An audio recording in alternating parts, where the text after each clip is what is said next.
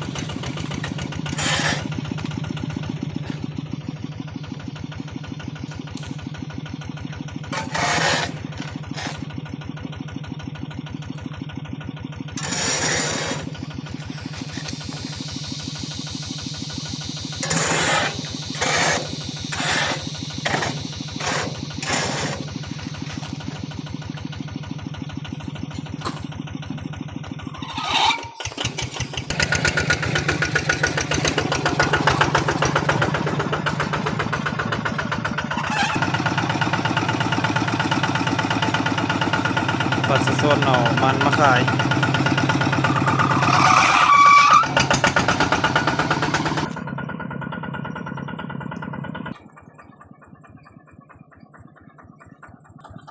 เอาออกมือเศร้านี่รถหนึ่งไปส่งโรงงานยังเหลือมันซ้ำนี่ทุกคน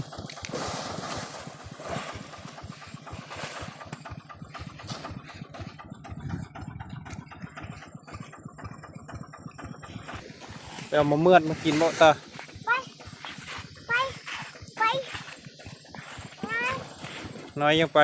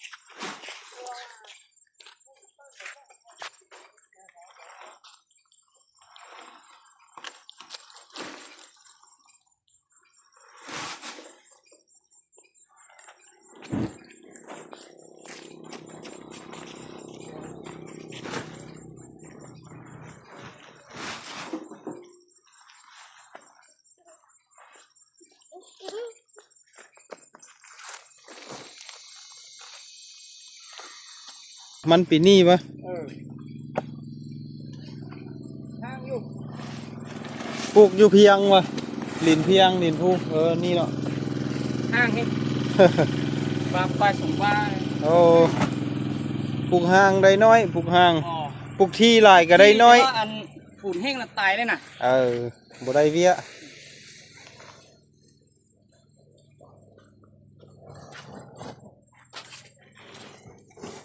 มีเครื่องเคี้ยวอยู่น้ำจ่อย อืม ข้างหันช่องมันโอ้ ยังหลายป่ะ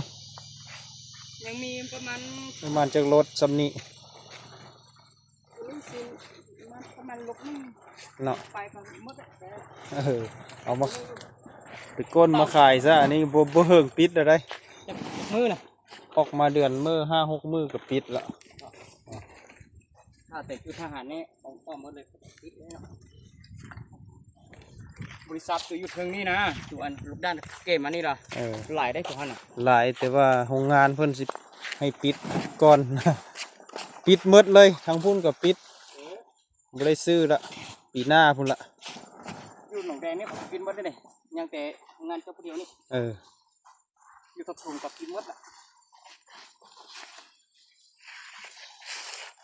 อยู่ทวียงปิด เริ่มปิดแล้วอีกบ่โดนก็ปิดละไปเดี๋ยวมาเมือดไปตา แห้งเหรอกินหมด มันแห้งปิดแต่โลนแล้วอันนั้นนะเห็นอันพวกอันอยู่อันแถวบ้านบ้านี่พวกอันคนจีนนั่นน่ะมาถามขายให้อยู่มันแห้ง เดี๋ยวบ่ได้ซื้อ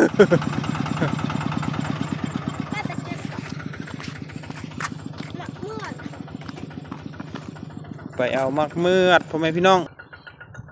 ไปขึ้นนี่เอาขึ้นมาแล้วแม่น่ะตั้งมือบ่ ขึ้นแล้ว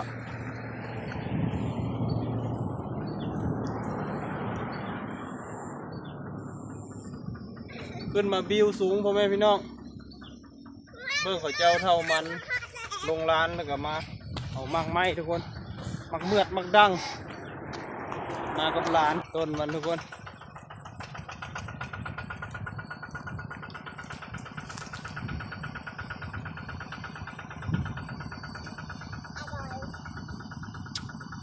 ลอย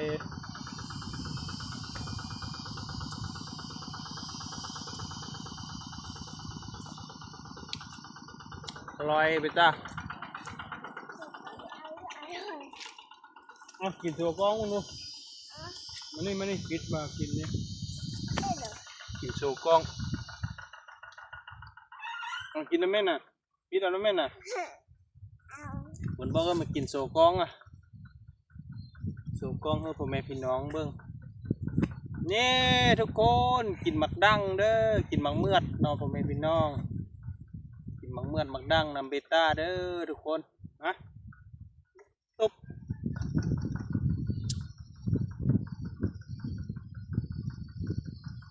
เยี่ยม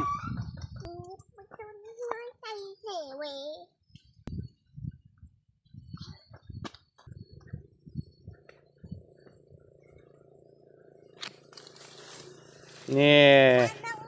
พ่อแม่พี่น้องกินบ่อะ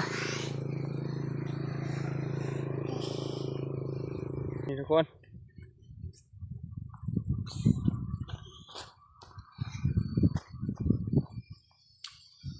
บ้านเมล็ดมันทุกคน